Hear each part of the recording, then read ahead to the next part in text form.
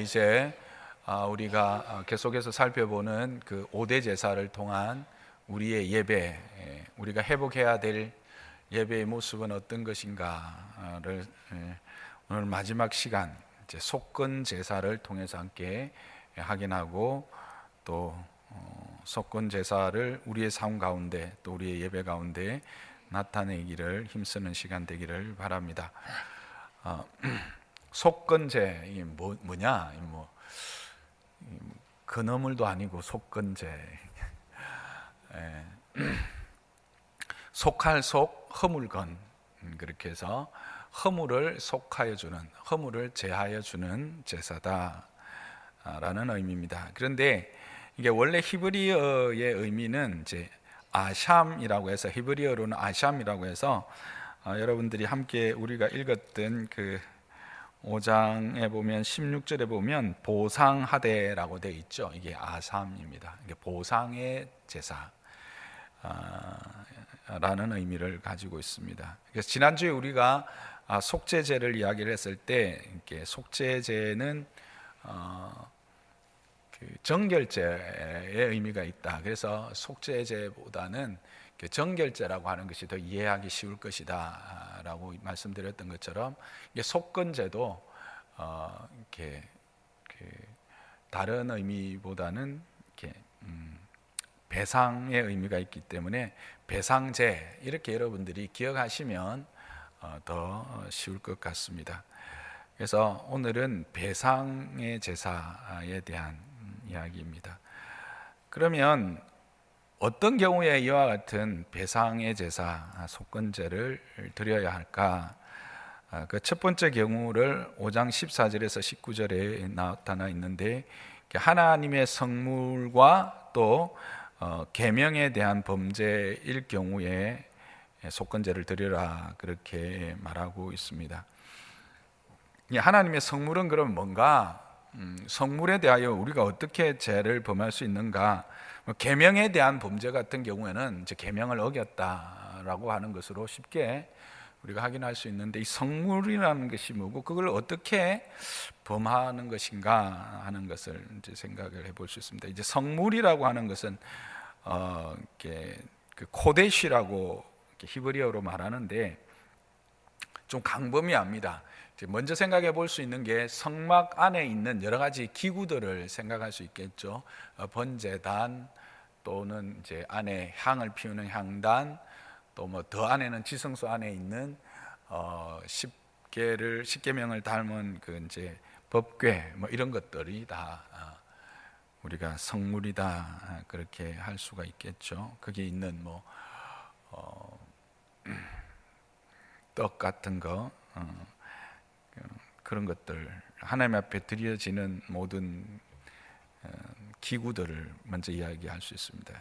근데 그것뿐만 아니라 이제 성물은 하나님께 바쳐진 모든 것들이라는 의미를 가지고 있어서, 이 성물과 함께 그 하나님께서 이거는 내 것이다 한 것들이 있죠.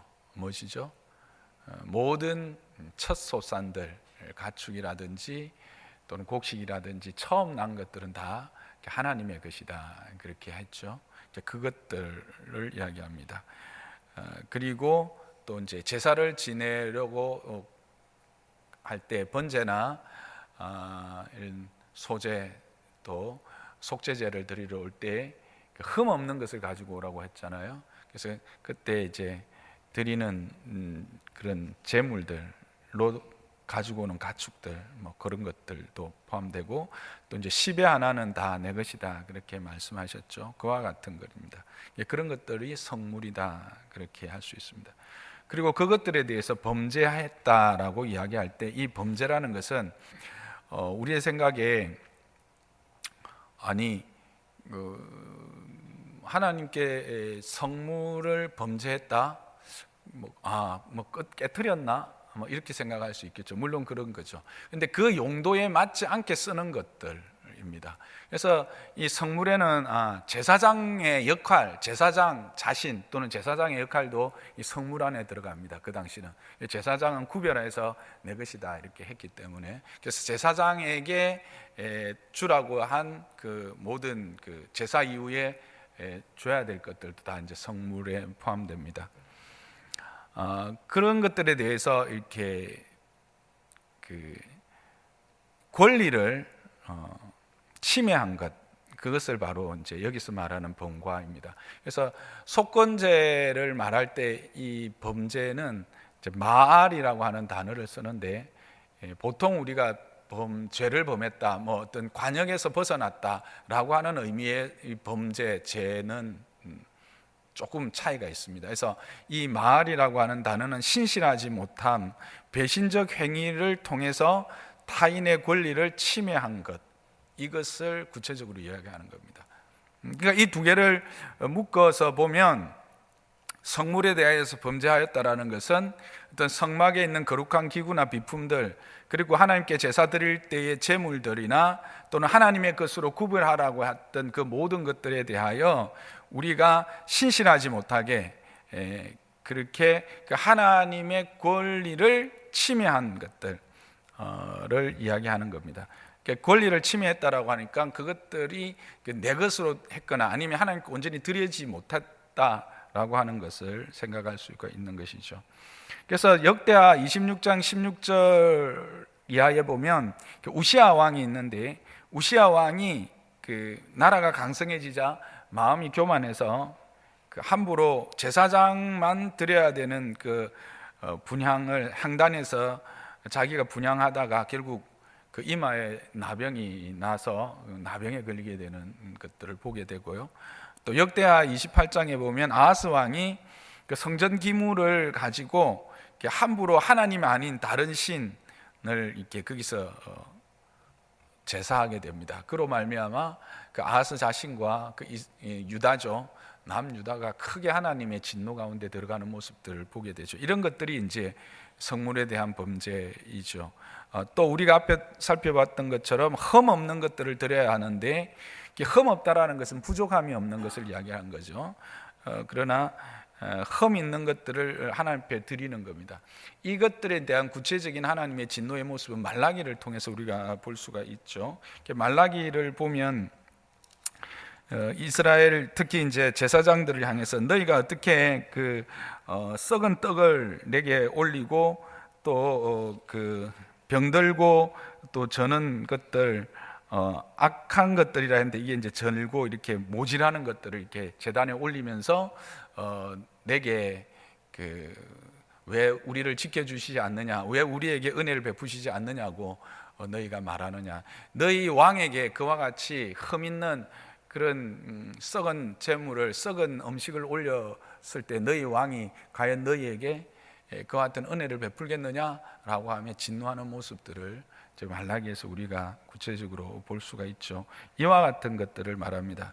또 그리고 또 이제 레위기 27장에 보면 이제 그 가축의 11조를 드릴 때 그 목자들이 그 지팡이를 이렇게 가지고, 그 지팡이를 가지고 하나 둘 이렇게 해서 10번째 들어오는 그 짐승은 그대로, 그죠? 하나님의 것이 된다 그렇게 했잖아요. 그런데 10번째 걸 보니까 너무 튼실하고 너무 좋은 거예요. 이 씨앗으로 써야 될 것 같은. 그러면서 그냥 그거는 지나가고 11번째 보니까 뭐 대충 드려도 될 만한 것들이니까 이렇게 하지 마라. 구체적인 그런 이야기까지 하십니다. 그런 것들을 볼 때 제 인간의 어떤 욕심을 따라서 그런 하나님에 대한 자세와 태도가 진정성이 없는 그런 모습들을 보여주는 모습들이 많았던 것 같습니다. 어쨌든 그런 것들에 대하여 하나님이 그랬을 때 너희는 속건제 제사를 통해서 죄를 사함을 받아야 된다라고 요구하고 계시는 것입니다. 그러면 이제 속건제를 드리는 방법은 어떠한가? 속건제를 드리는 방법은 7장 7절에 보면 속죄제와 속건제의 규례는 같아 그렇게 말합니다. 그래서 결국 해막에서 안수하고 잡아서 피를 뿌리고 뭐 제사장인 경우에는 제사장이 속건제를 드려야 되면 성소에서 7번 뿌리고 그렇게 동일하게 하겠죠. 하여튼 속죄제와 동일한 방법으로 행하라는 겁니다. 대표적인 게 이제 기름과 콩팥, 가장 값진 것과 마음이 담겨 있는, 마음을 상징하는 콩팥은 화재로 태워 올리고 나머지는 해막 밖에 나가서 재 태우는, 그 재 위에서 태워 불사르는 그런 형태로 속죄제와 같이 드리라, 그렇게 말씀하고 있습니다. 그러면 왜 이런 제사를 드리라고 했을까? 이게 이제 징벌적 제사잖아요. 그냥 제사를 드리는 것도 아니고 그 흠 있는 것, 잘못 드린 것을 깨닫는 즉시 드려야 될 것에 징벌적으로 20%, 즉 5분의 1을 더해서 그렇게 제사를 드리라 그랬단 말입니다. 왜 그렇게 하셨을까? 라는 질문을 하게 됩니다. 첫 번째 우리가 쉽게 생각할 수 있는 것은 그 징벌이라고 하는 것이 사람으로 하여금 이렇게 두려워하고 그것을 피하려고 하는 그런 생각이 있잖아요. 실제로 앞에 말씀드렸던 것처럼 이 마을에 따르는 이 속건의 의미가 벌금이라는 의미가 있었다 그랬잖아요. 우리가 그 차를 타고 가다가 속도 위반해 가지고 벌금 날라오면 여러분 어때요? 막 좀 안 좋죠. 그래서 그 다음부터는 별로 그렇게 안 하고 싶은 생각이 들죠. 그와 같이 이런 이제 1차적인으로 생각해 볼 수 있는 이유는 그 어떤 잘못을 행하는 자에게 손해를 끼침으로 해서 그것을 피하려고 함으로 그 하나님에 대한 죄에 대한 유혹을 벗어나게 하려는, 유혹을 받지 않게 하려는, 유혹에 넘어가지 않게 하려는 안전장치로서의 의미가 있다, 그렇게 확인할 수 있습니다. 그래서 죄에 대한 부담, 우리는 이제 죄책에 대한 이야기를 많이 하는데 근본적으로 우리의 모든 죄의 책임은 그 예수 그리스도 안에서 해결을 받았죠. 그러나 이 속건적 의미의 죄책, 이것은 그 우리의 삶을 조금 더 경건하게 하고 거룩하게 해주는 방편이 되는 것입니다. 그래서 죄에 대한 거룩한 부담, 이것을 이야기를 하는 것입니다. 죄에 대한 거룩한 부담에 대해서까지도 다 해결됐다고 말하는 게 이제 그 구원파들인데 그건 잘못 해석한 것입니다. 신약에도 분명히 이와 같은 거룩한 백성이 되었기 때문에 이제 그 거룩한 백성으로서 그 거룩함을 세상에 보여줘야 될 속건적 제사의 삶은 계속해서 요구되어지고 있다라고 하는 사실입니다. 오늘 우리가 봉헌의 말씀으로 읽었던 것처럼 내가 거룩하니 너희도 거룩하라고 하는 이 하나님의 거룩한 부름은 마태복음은 너희는 소금이고 빛이다 라고 하는 것으로 분명히 우리에게 요구되어지고 있는 것이죠. 그렇게 본다면 이것은 그와 같이 이제 하나님에 대하여 우리가 진정성 있는 그 하나님에 대하여 범죄하는 것을 방어해주는 그 유혹에 넘어가지 않게 하는 안전장치로서 우리에게 요구하시는 것이다 라고 우리는 생각해 볼 수 있습니다.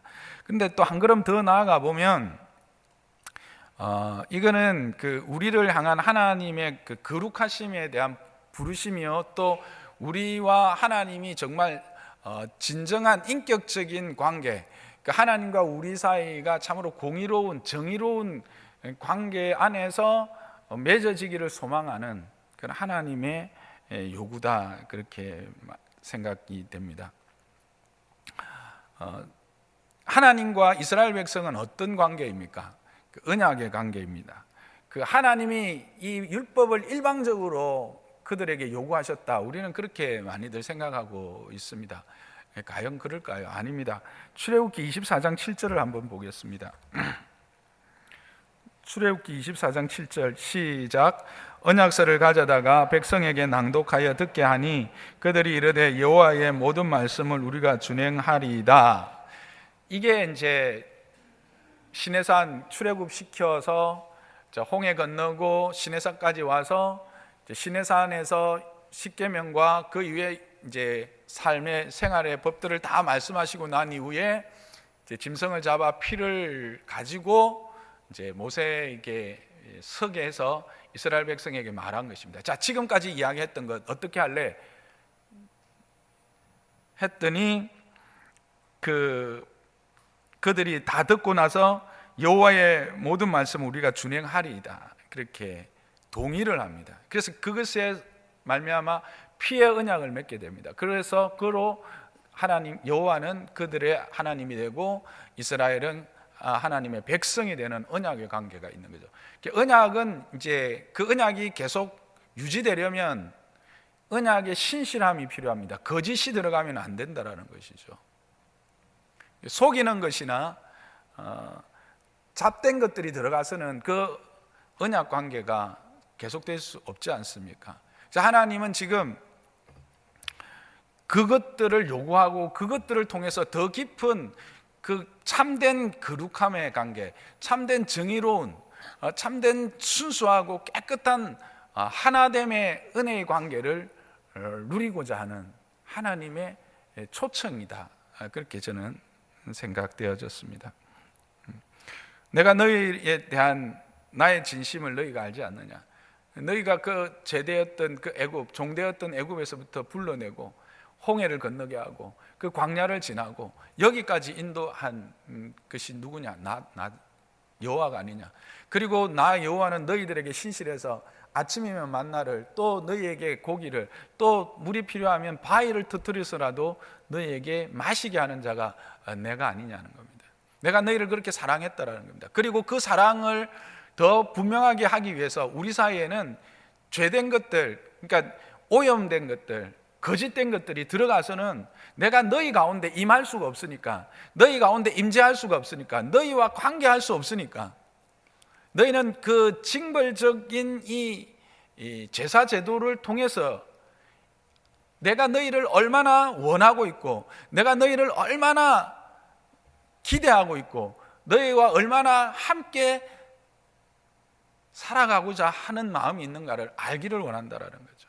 그렇게라도 해서 너희가 나와의 관계에서 이런 험이 없기를, 그래서 내가 너희에게 주고자 하고 또 내가 너희를 통해서 받고자 하는 이 영광에 대하여 방해받지 않기를 원한다 라고 하는 마음, 그 마음, 그게 바로 이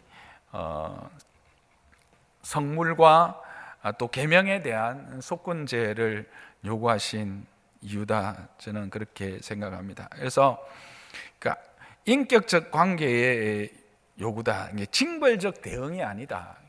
우리가 하나님의 법, 하나님의 요구를 생각할 때 자꾸 이 징벌적인 요구에 대하여서만 관심을 가지는데, 그 징벌적 요구의 내면 또 그 후면에 있는 하나님의 요구의 이유들을 좀 볼 수 있었으면 좋겠습니다. 그래서 속건제는 하나님과의 관계에 임하는 우리의 진정성에 대한 하나님의 요구다라고 하는 것입니다.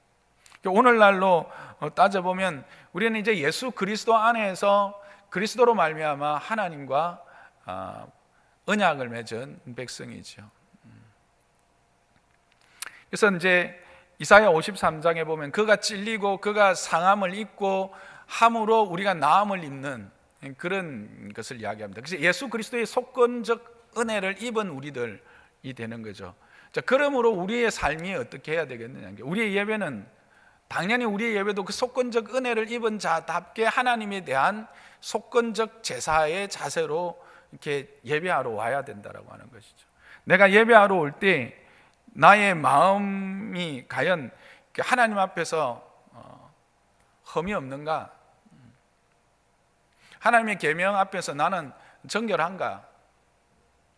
생각을 하고 거기에 대해서 정결하지 못할 때 내가 거기에 대한 속건적 제사, 구체적인 하나님 앞에서의 드림을 통해서 그것을 해결해야 된다는 거예요. 그게 오늘날로 말하면 회개죠. 회개라는 것이 입술의 회개, 속죄에 정결케 되어지는 속죄의 회사가 아니라 그 다음엔 뭐예요? 값을 치르는 회사의 회개이죠. 실제로 이제 이게 잘못 이제 운영되어져서 문제이기는 한데, 내가 적어놓은 게 있는데, 캐톨릭 제사들 있죠. 그걸 뭐라고 하죠? 내가 딱 생각이 나서 한자 적었는데 그게 어디 간지 없어요. 신부들 앞에 가서 하는 걸 고해성사. 이제 생각났다. 고해성사라고 하는 이것이 잘못 왜곡되어져서 잘못 사용해지고 있어서 이게 문제가 되지만, 실질적으로 하나님 앞에서 우리의 죄과에 대한 구체적인 고백들이 있어져야 된다는 거죠, 오늘날에. 그리고 그 고백에 합당한 삶의 드림들이 있어져야 되죠. 이 삶의 드림은 다른 말로 하면 뭘까요? 회복입니다. 그러니까 고치는 거죠.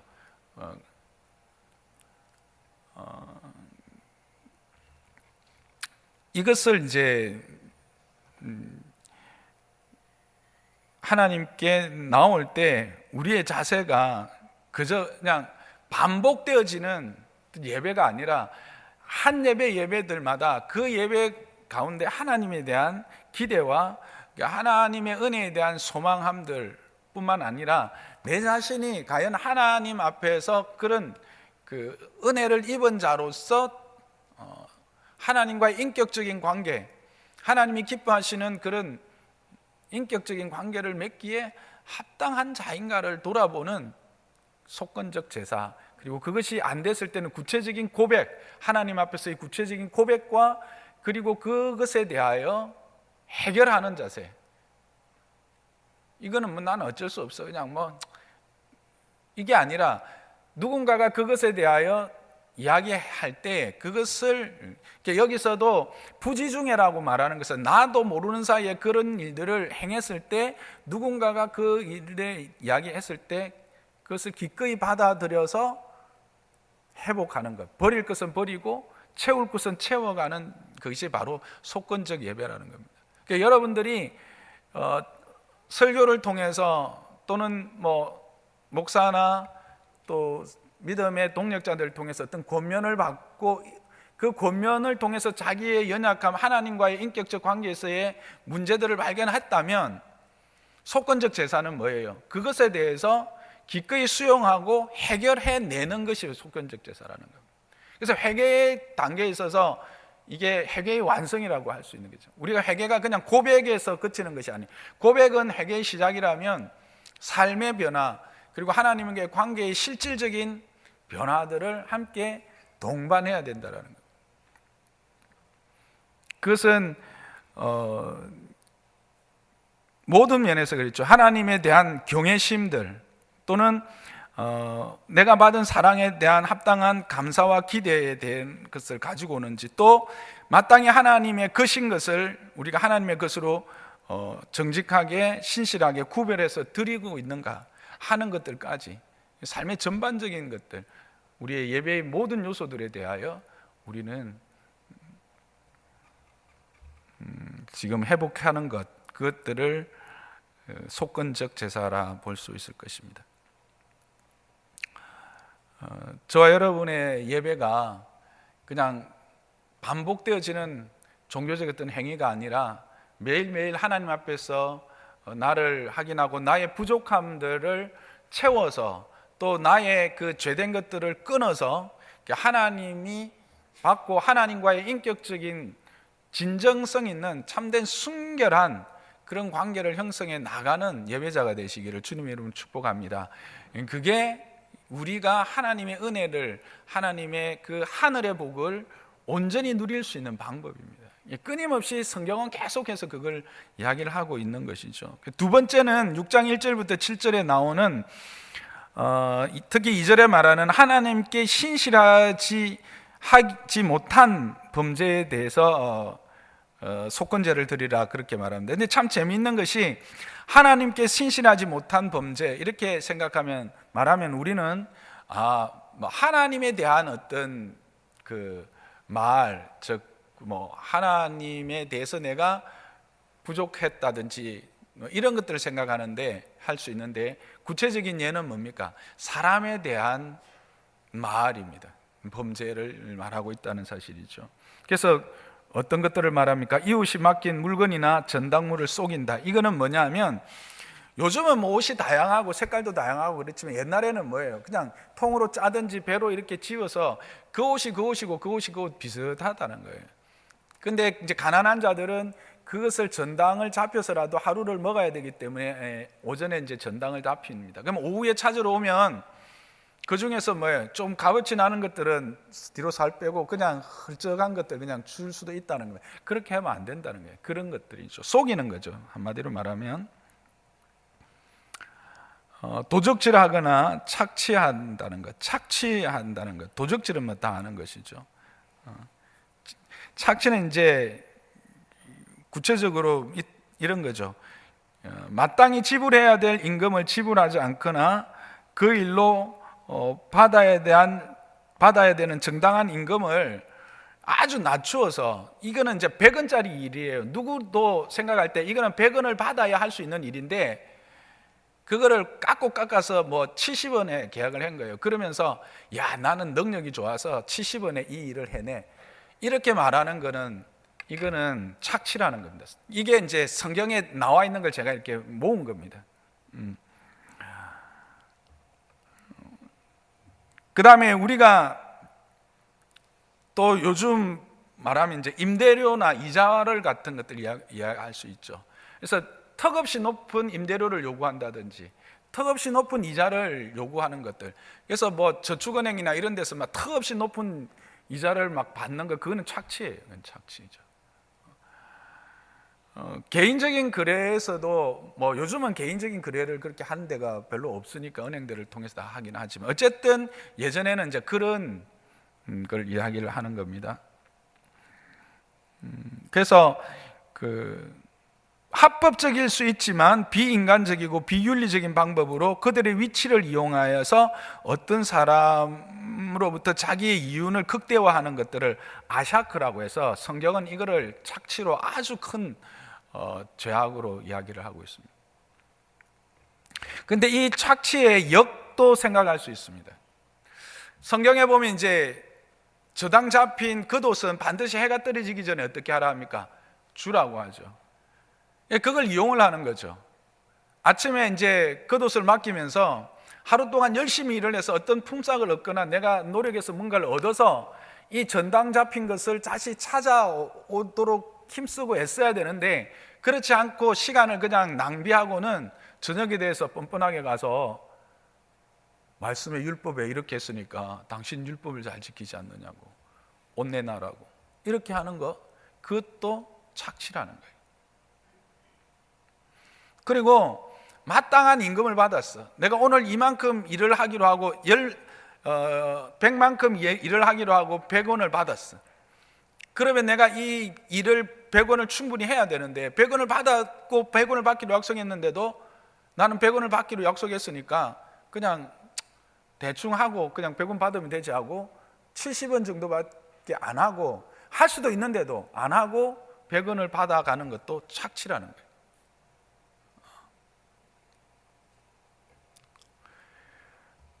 대가를 지불을 하기로 약속했으면 그것에 대해서 정당하게 서로 약속한 대로 행해야 될 것을 이야기를 하는 것이죠.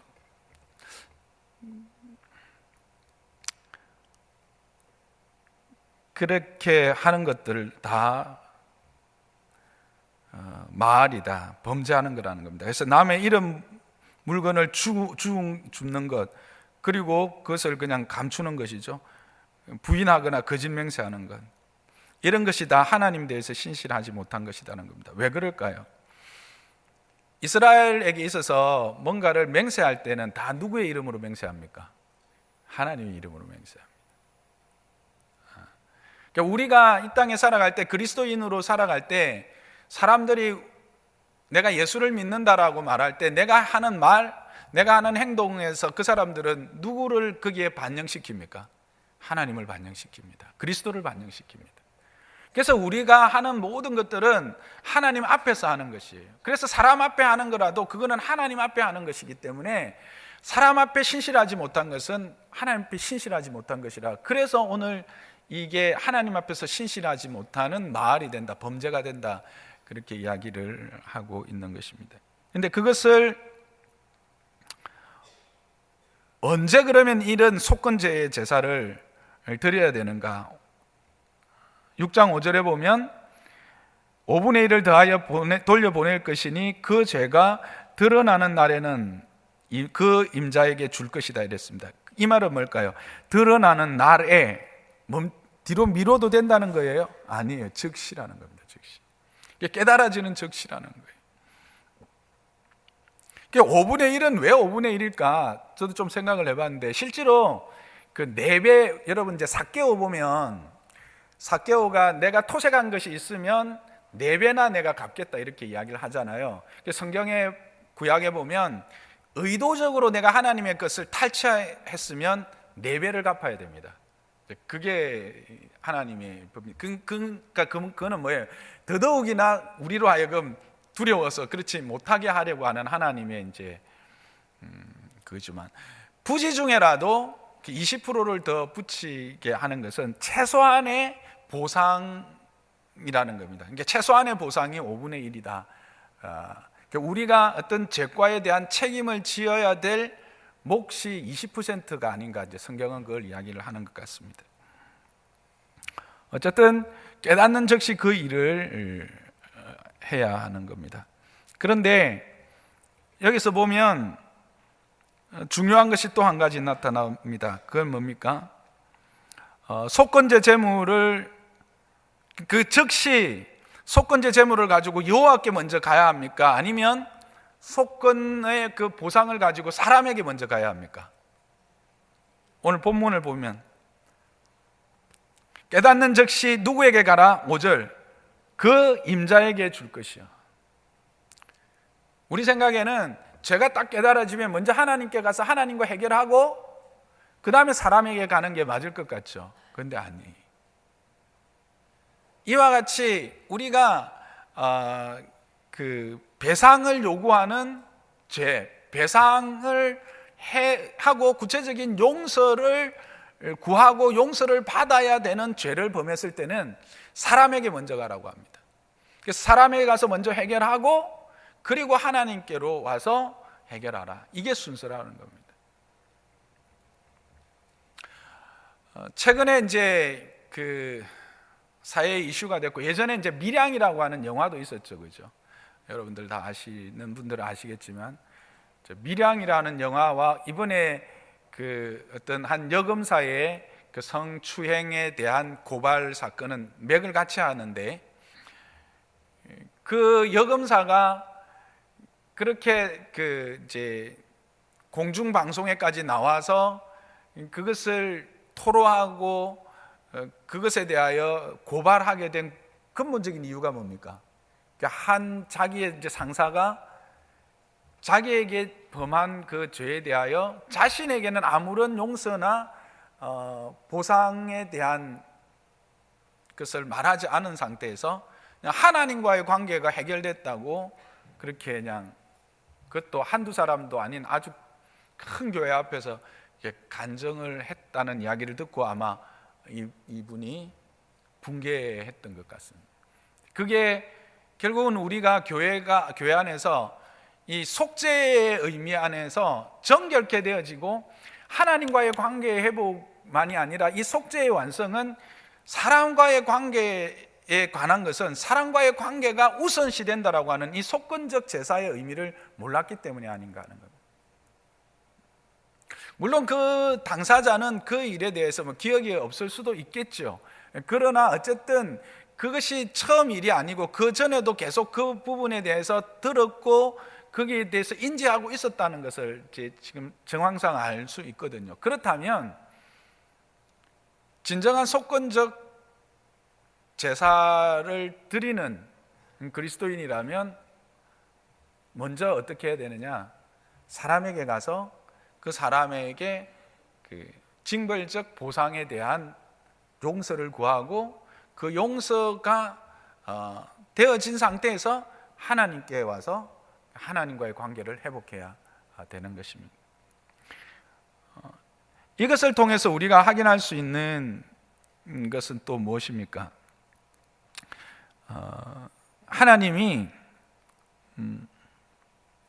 원하시는 참된 삶의 태도는 수직적인 하나님과의 관계만큼이나 수평적인 사람들과의 관계도 진실되고 거짓이 없기를 바란다는 것입니다. 그리고 우리가 비록 흠이 있고 우리가 연약해서 그런 말의 범죄, 배신과 신실치 못함으로 그의 권한을 침범했을 때는 반드시 그것에 대하여 징벌적인 용서를 달게 수용할 수 있는 자가 되어야 될 것을 말하고 있는 것입니다. 대한민국에서 뿐만 아니라 지금 기독교가 이런저런 구설수에 올라가고 있는 가장 근본적인 이유 중에 하나가 이겁니다. 너끼리 하나님 앞에서 용서받고 너끼리 그렇게 되면 다냐? 이거 아닙니까? 속건적 제사의 삶, 속건적 제물로서 내가 드려진 자라고 하는 이 사실에 대하여 우리가 바로 깨닫지 못하고 있기 때문에, 또 그것을 우리 삶을 통해서 나타내지 못했기 때문에 세상이 우리에 대해서 그렇게 말한다는 것이죠. 그래서 하나님과의 바른 관계의 하기는 사람들과의 바른 관계, 책임지는 자세의 모습으로 나타나야 할 것을 분명히 말하고 있습니다.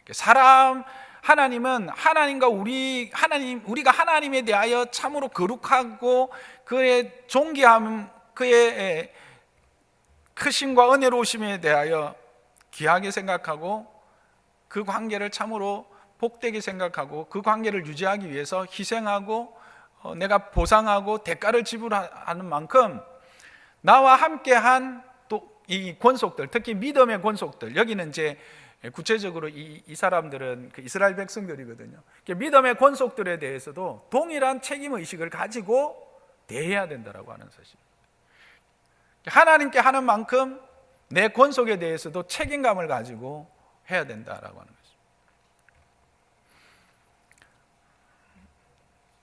것입니다. 그래서 이 속건제의 제사는 우리는 앞에서 징벌적인 제사다라고 해서 결국은 죄에 대한 보응이나 보복으로 이 제사를 요구하셨다라고 생각했지만, 이렇게 보면 결국 이 속건제의 궁극적인 목적은 뭡니까? 회복입니다. 화해입니다. 죄의 결과가 뭐죠? 단절이지 않습니까? 앞에서도 말씀드렸던 것처럼 죄로 말미암아 오염된 자에게는 하나님의 임재가 있을 수가 없어요. 근데 우리가 하나님의 허락하신 복을 누리기 위해서는 하나님의 임재 없이는 아무것도 누릴 수가 없다는 거죠. 에덴에서 그들이 그 하나님과 단절되어진 근본적인 이유가 바로 죄 때문이죠. 근데 이 죄는 하나님과의 관계의 단절뿐만 아니라 사람과의 관계의 단절까지도 나타나는 것입니다. 그게 구체적인 예가 딱 드러나는 게 뭡니까? 가인과 아벨이죠. 가인이 아벨을 죽이고 난 이후에 하나님이 가인을 찾아와서 내 아우 아벨이 어디 있느냐 했더니 따져 묻듯이 내가 아벨을 지키는 자입니까? 왜 내한테 찾습니까? 이거 아닙니까? 근데 이게 왜 이런 일이 있는 거죠? 죄 때문에 그런 거죠. 내가 누구인지를 잃어버린 거예요. 내가 어떤 존재이며 내가 무엇을 해야 되는 존재인지. 하나님이 진짜 원하는 것은 자기 입술로 고백했어요. 뭐라고요? 내가 아벨을 지키는 자로 형으로서의 역할을 감당하도록 함께 가족이라는 관계로 묶어 놓으신 거예요. 그러니까 죄는 내가 누구이며 내가 무엇을 하고 내가 어떤 존재인가를 잃어버리게 하고 내 자신의 욕망과 내 욕심을 따라서 살아만 가게 하는 그런 존재로 만들어냅니다. 근데 그게 행복인 것 같죠? 그게 참된 평안을 누리는 방법인 것 같죠? 아무것도 간섭받지 않고 내 혼자 내가 잘 먹고 잘 살면, 그러나 그렇지 않다는 거죠. 그것은 반드시 패망으로 연결되어질 수밖에 없다는 것을 지금 보여주는 거예요. 그래서 공동체, 이 속건제는 공동체는, 특히 신앙 공동체는 죄됨을 알려야 하는 책임이 있다라는 겁니다. 그리고 그 죄는 반드시 밝혀져야 하고 책임을 져야 합니다. 죄를 지었다는 것을 이해하거나 잘못을 후회하는 것만으로는 충분치 않다는 것을 지금 속건제는 우리에게 말하고 있는 겁니다. 내가 어떤 죄를 범했을 때 그냥 그렇게 내가 잘못했네, 이것에서 끝나서는 안 된다라는 거죠. 그것이 그렇게 되면 그 내적인 내면에는 뭔가 해결이 됐지만 그게 구체적인 결과로 나타나는 것이 없기 때문에 그렇습니다. 용서의 과정이 없기 때문에 진정한 회복이 없거든요. 속건제는 뭘 이야기하냐면 죄에 대한 응징이나 보복이 목적이 아니라 이런 구체적인 용서의 과정을 통한 참된 회복을 말하는 거죠. 보상을 명함으로 1차적으로는 죄에 대한 부담감으로 자신과 공동체를 지키는 방편이 되는 거죠. 두 번째는 한 걸음 더 나가면 범죄한 이후에는 가해자의 의식을 갖고 있는 사람이 피해자에게 공개적으로 그리고 합리적으로 사죄할 수 있는 방안과 제도를 열어놓음으로써 손해의 회복과 동시에 관계의 회복을 위한 하나님의 방법이 바로 속건제라는 겁니다.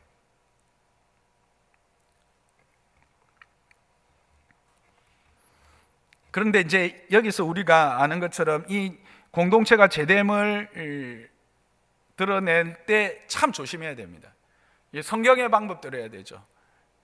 정말 사랑하는 마음으로 가서 한 사람이 조용히 권하는 거죠.